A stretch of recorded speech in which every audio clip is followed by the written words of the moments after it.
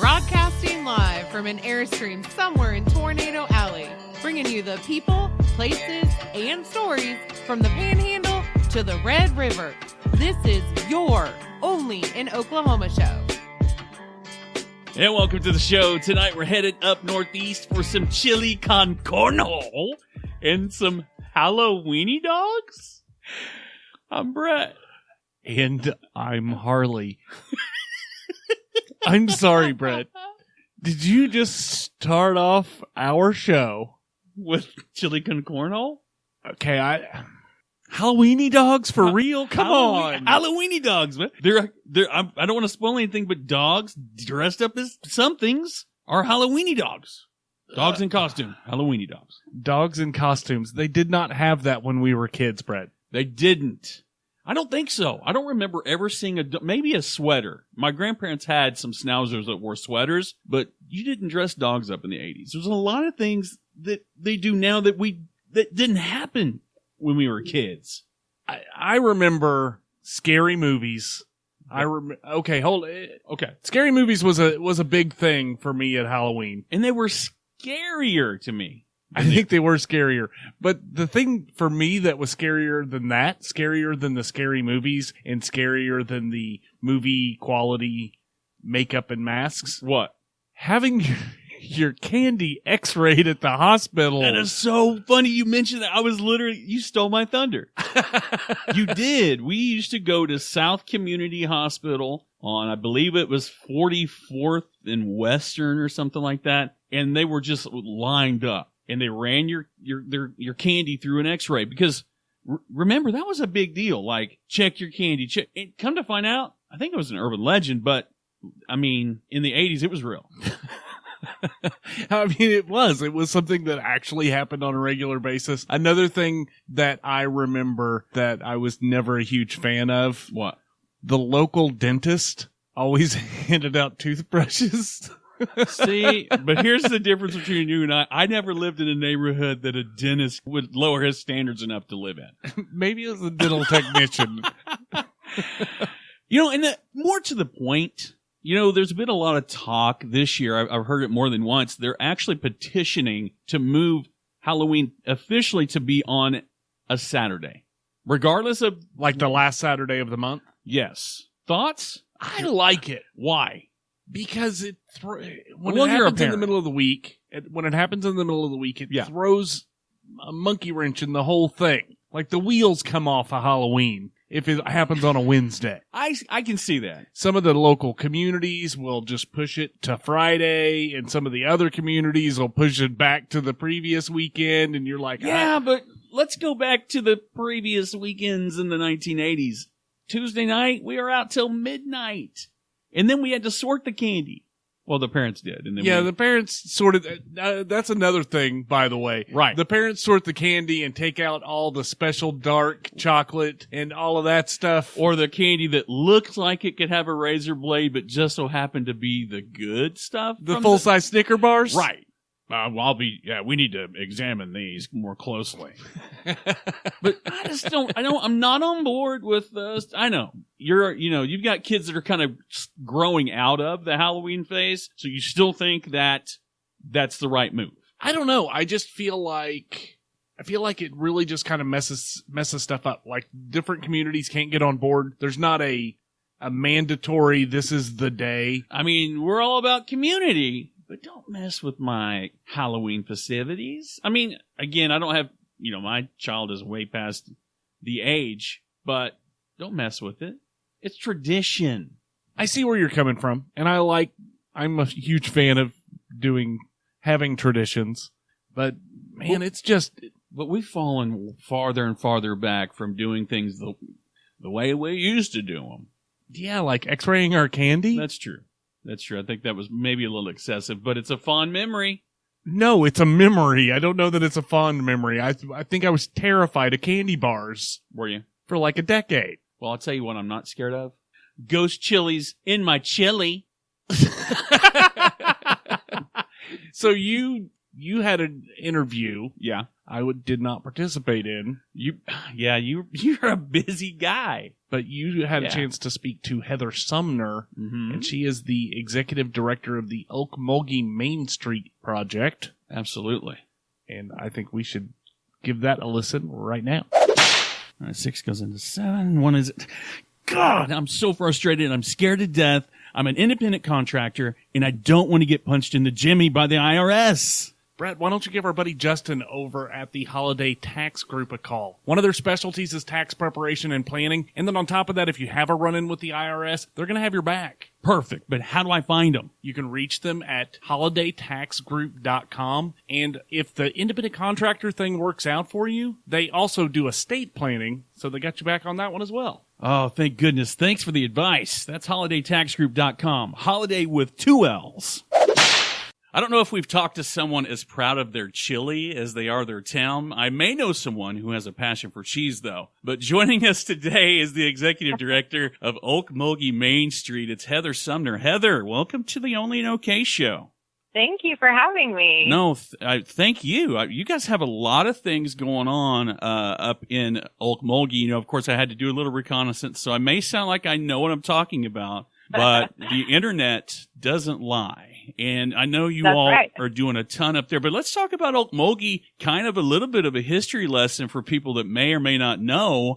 What's the 411 on Okmulgee? Okay, so Okmulgee, of course, back in its heyday was very well known. We were kind of the spot that everybody came to do all of their business. It was in the early 1900s, and we are the capital of Muskogee Creek Nation. And another cool thing about Okmulgee is we actually have a town square. So not very many towns actually have the whole entire square, feel of their downtown, but we actually do. So that's really cool. The heartbeat centerpiece of our downtown actually is the Creek Nation Tribal. And so that is our Creek Council House. And it's actually back open as a museum. It recently went through a renovation phase of about 3 years, and it was a tax credit project. And so that's back open as a museum. And so we have a lot of history in Okmulgee. So from 1868, whenever Muskogee Creek Nation actually founded Okmulgee, to when the city was incorporated, we had a ton of oil and gas, the railroad. It was a very, very thriving city. And then about in the 1950s, we've started seeing a steady decline from that point, unfortunately. But then about 5.5 years ago, we actually started what we coined as Okmulgee Rising. And so it was a major revitalization effort that we focused, of course, in the heart of the downtown area first, and then it's kind of filtered into the rest of the community at this point. So we've sold over about 60 buildings in just the downtown historic district in the course of those 5 years. We've seen about $40 million of money invested into the downtown area. Oh my goodness. Both by private investors and then some public. OSUIT actually purchased 2 buildings, an entire block, and renovated that into dorms for their students to live off campus. So it's non-traditional dorms. So we have about 75 students that actually live downtown. And then we have several other loft apartments that we have created over the course of the last 5 years. And so we have about 150 people that actually reside in our downtown in our lofts. So with that comes several new businesses that have opened their doors throughout the course of the last 5 years. And it's just, we have a lot going on right now. It's pretty amazing. Really, really great transformation. You're seeing a lot of, I'm saying small towns, and in reference, when you compare it to Oklahoma City, it seems like everywhere else is a small town, are doing a lot in terms of, if we can't get storefronts open, let's create housing. You're seeing a lot of those loft-style apartments above the old hardware store. Yeah, because I firmly believe that you have to have residents in your downtown to support those businesses, because it's a known fact. You spend your money where you live. Mm-hmm. So Absolutely. If we have residents living in our downtown, then they're going to be spending their money. They're going to be spending their money at our restaurants and having a drink or eating with their families or shopping, running to the store next door and grabbing what they need. So, we've seen a lot of people have focused on businesses first, but I really think that key piece is trying to get some residents in your downtown to support things that help sustain those businesses. No, I was talking to a friend of ours, Teresa France, out of Watonga. Yes, Teresa, she's great. And we were talking about the impact of the oil and gas industry. Is the oil and gas industry having as big of an impact on you all as they are in other areas of Oklahoma? It's really not. So what we've seen over the course of the past 5 years is it has been our local people up until about the last year and a half. It's been our local people that have actually stepped up to the plate and said, you know what, like, this is our town. If we don't do it, nobody else is going to. Like, your local people have to be invested first. And so that has been who kind of started this whole entire process with some of our local people. And then, of course, we have OSUIT, which we're super blessed to have them. And they came into the picture. And then we have, we've started actually seeing a couple of our first outside investors that have came in. We have one project called the Ford Loft that used to be the Harlan Ford store in downtown. And it actually sold to an outside investor. And he just got done. It was another tax credit project, about a $3 million project. And so he just got done with that. And so we have 32 lofts, which they're about halfway full, and they literally just opened. Like, people just started moving into them. And so that's, it's really, it was our homegrown. It was our own people first. I mean, that's the pure definition of a grassroots movement. Yes. Right there. Yes. And I think that's great, and especially I think having OSUIT there and having people coming from all over, it gives you an opportunity to kind of showcase what you've been doing and kind of getting people on board with, the bigger picture and what's happening in the future. Now, speaking of things that are happening in the near and distant future, now this thing is a mouthful to say all at once. So I'm just going to say Harvest Spoon Chili Fest. I may speed it up in post, but we're going to go with that. That sounds good. Harvest Spoon Chili Fest. Yep. Okay. So how long have y'all been doing this? So this is our 24th year to do this. So next year, I don't know what we're going to do for the 25th, but it'll be something special. But yeah, the 24 years of chili making. So will the director of Okmulgee Main Street be submitting a recipe for tasting? So I cannot, because we're just going to be honest. Chili is not my thing. It's so not? I like to eat chili, but whenever it comes to my kids eating my chili, they're like, "Oh, Mom, yeah, let's stick to spaghetti." So I'm not going to enter. No, but you could. Well, is it too late? I mean, is there still time to enter? I'm still taking until 18th. So I will take people until the 18th. So there's still 10 more days to contemplate whether or not you want to enter. Without giving away too much, do you have any dark horse picks already? Is there any fan favorites in there yet? How many entries do we have so far? Can you get into details? I have 10 entries so far, and we average around 25. Wow. So they're still coming in steadily, but right now we have about 10. And I will tell you, the people that have won People's Choice, because actually we have 3 different categories and then there's a People's Choice. So technically somebody could come in and win up to $750 if they won their category, and then they also won the People's Choice Awards. So nobody that has won that the last few years has entered yet. So there's hope. Or if the judge scrapes the bottom and there's $100 bill in a Ziploc bag, that might increase your odds, maybe. We don't do that. No. So tons of activities. One thing that really sticks out, because this is twice, I don't know if I'm destined to be a cornhole player, but over the weekend I tried my hand literally and figuratively at cornhole. And you guys have cornhole? This is a big deal. It is a big deal. And so we're really excited about this because we have Impact Rehab and Wellness, and they're a business that sits right here on my town square. And they were like, hey, let's do a cornhole tournament. Like, we would love to. And the guy that's over that, his name is Michael Siggenthaler, and he actually built the boards. And so he built all the boards, and I have somebody that's painting them to make everything legal. So, because there's even like special paints that you have to use. They can't be too slick. They can't be too dull. It's the craziest thing. So then we started looking into it a little bit further, and they found out that nobody really is doing cornhole tournaments like statewide, as far as like getting to actually go to like national cornhole tournament, things like that. And so we're actually going off of their rules and regulations and stuff this year, because we're actually looking at getting certified to actually do maybe like a state tournament next year. Are you kidding? Okay, I'm not, and that's not a shot. I've done again. If you stay up late enough and you have enough channels, eventually you will find. Then you probably caught cornhole. Did you not? I'm not kidding. What is happening? I got nothing against it, but when we were kids, I'm in my 40s. It was beanbag toss, And it only happened at the Halloween carnival, and I never won. So I don't foresee myself like hitting the big time. Are you traumatized? I'm slightly traumatized because I remember having a tic-tac-toe set that you threw the beanbag and you play. Once I realized that you really can't there's really no winner. Once you lose tic-tac-toe, you lose. You never win again. Right. Depending on where you're at in the rotation. But anyway, cornhole is a thing, and you guys are going to make it I got to give it up to you. You're really cashing in on this beanbag toss thing.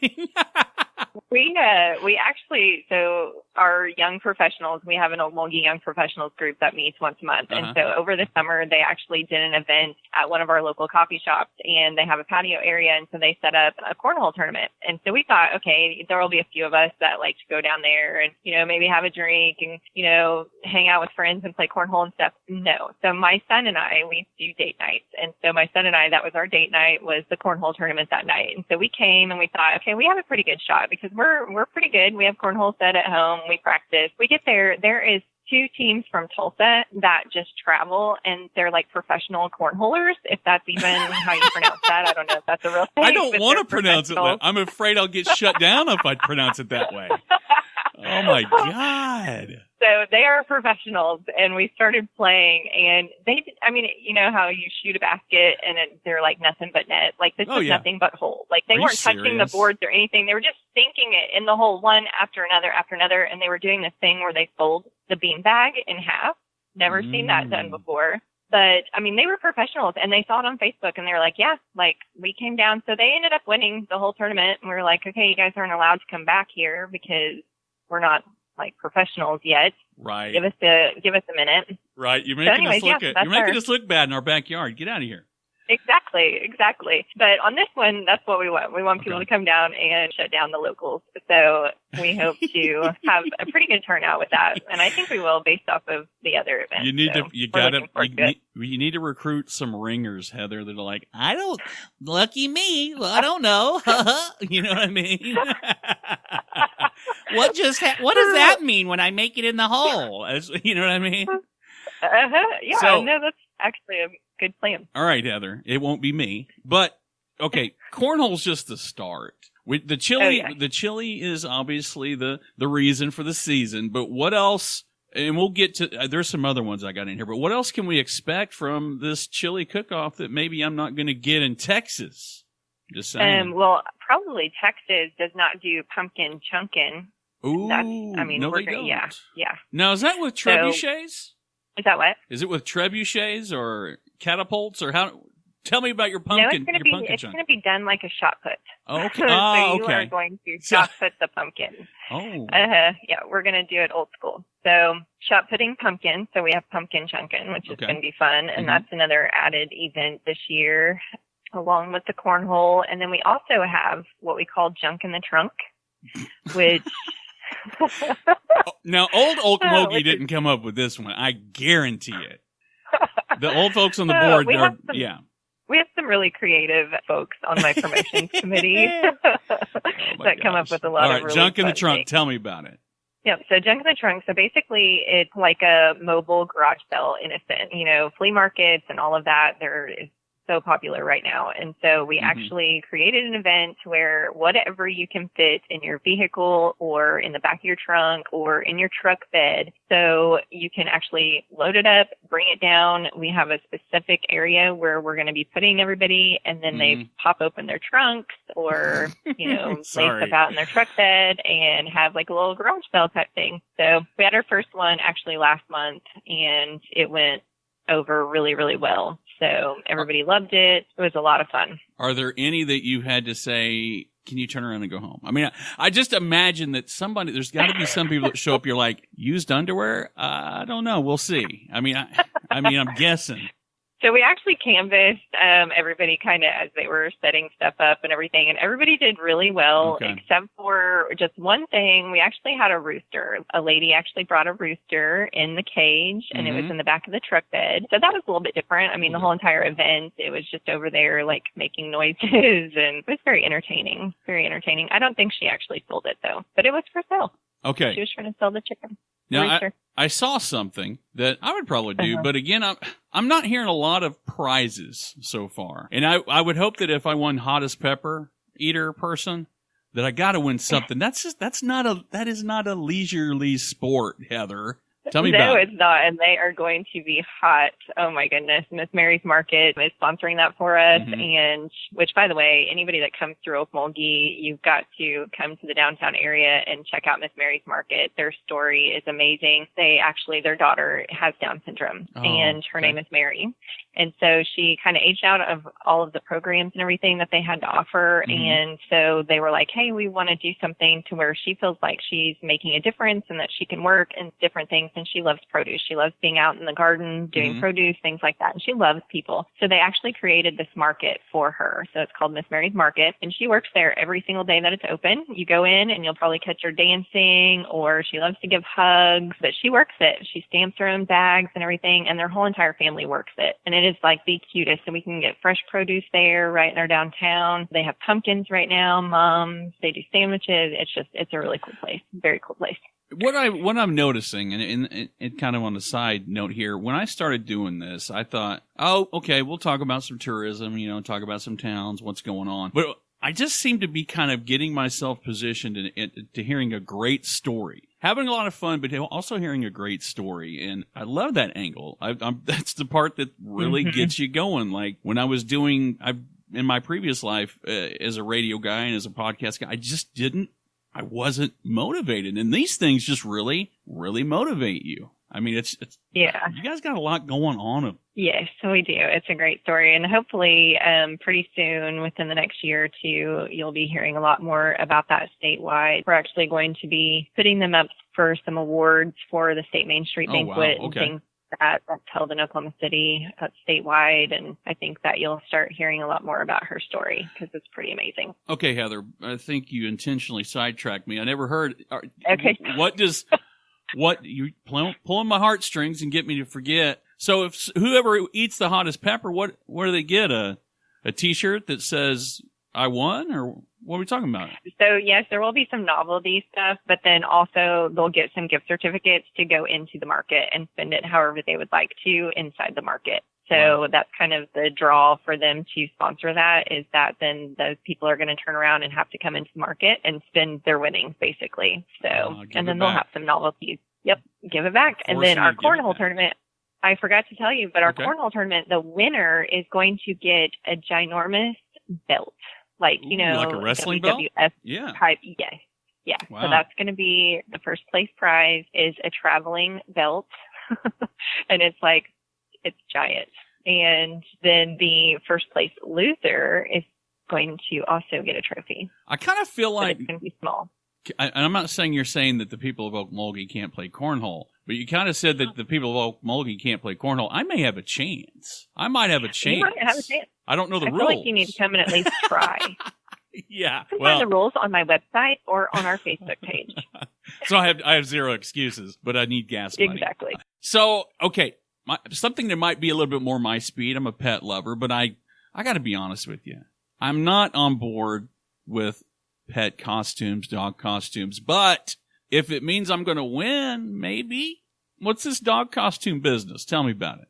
So another really great story is Funky Blessings, which is sponsored by Funky Blessings. She's one of my business owners downtown, and everything in her store is handmade by her or somebody else that's local. And she had a dog, and her dog's name was Miss Sugar. And so Miss Sugar was like our downtown mascot for the last 3 years. And everybody, people would go in there not even just to shop. Like they would just go in there to go see Miss Sugar and bring her treats and everything. So truly she was our downtown mascot for 3 years. Well, she got sick with cancer. And so we had a big birthday party for her right before she had to be put down. And she drew so many people together over the course of her short little period. She wanted to do this Funky Blessing dog costume contest, kind of in honor of Miss Sugar. And so we're going to do that. And then the winner, of course, gets to go in and shop at Funky Blessing. I like it. I like it a lot. Mhm. I've lost a couple dogs to cancer. When we start talking, I have to not think about my own dogs when people talk about it. You know what I mean? I think we've all been there. Like that's the problem with having a pet is I know. that They become family. they become family, and eventually, Anyway, it sounds like a great cause. Get Heather, stop. Yeah. I know. It's like you're trying to steamroll me. I don't know how to. I'm not Barbara Walters. I don't know how to pivot. So I don't know how to deal with these emotions. Stop I that. don't know. Back to the chili. Let's get to the chili. The Okay. grand champion. Yes. How many places are there? How many ways can you place? Okay, so we have 3 different categories. And in those 3 different categories, then the winner gets $250 out of each one of those categories. And then we have a People's Choice Award winner, which is kind of the overall winner that the people get to vote. So everybody that gets a tasting kit, they will get a ballot in their tasting kit. And so after they go around and taste all the chili, then they write down which number they want, and then they put it up on the stage. And then we count all of those, and that person wins the People's Choice Award. And that's for $500. Okay. And so technically, somebody could walk away with $750. Has it ever happened? Actually, yeah, it would have happened last year, except for we had a tie, and they were like, okay, yeah, we'll just split the 500. So technically, that would have happened last year had it not been a tie.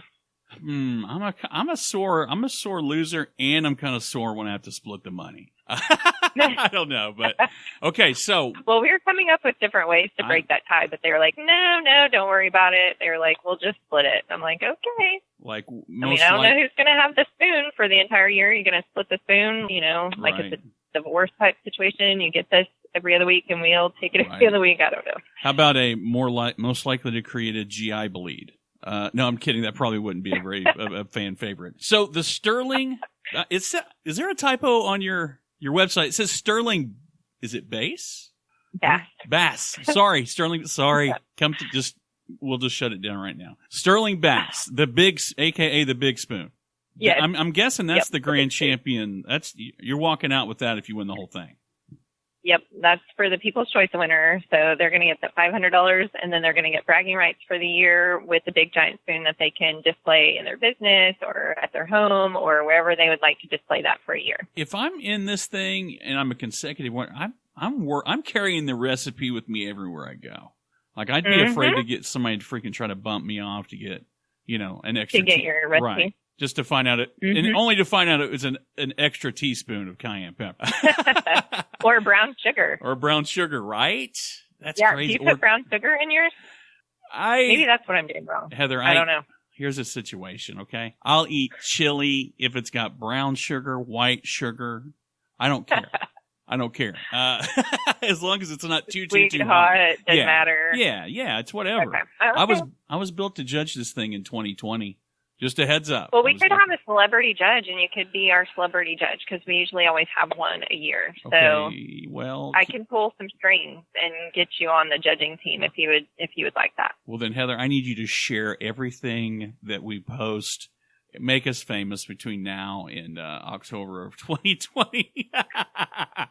So you've got a lot of things going on. Chili, obviously, you've got the Harvest Spoon chili coming up on the 26th. And then just a few days later, I was looking, you've got the Scare on the Square. Back to the Square we go. Can you tell me a little bit about that too? Yeah, this is actually it's a fun, free event. I have businesses that open their doors. If they're downtown, they'll open their doors and pass out candy from their doors. If they're not located downtown, or if we have churches or organizations, things like that, basically they can come down and they set up tables, tents, games, whatever they want to, all around the square. And we'll have probably a couple thousand kids, weather permitting. We'll have a couple thousand kids that just come through. And it's a free family fun event just to kind of give the whole entire family and those kids kind of a safe place. Our cops usually set up, and so the police will be passing out candy and some safety tips and different things like that. Fire trucks are usually set up, ambulances, and that way the kids can just kind of come down, hang out, enjoy a really safe environment for trick-or-treating. And it's from 4 to 6 on October 31st. Sounds like fun. Well, Heather, again, thank you so much for being on the show, and love to have you back on. Thank you so much for having me, and anytime, we would love to. All right, Harley, once again, we run into a situation where there's cornhole involved. And I don't like the name. Can we please, who do we have to petition to get a new name for that game? Well, like I told her, it was beanbag toss.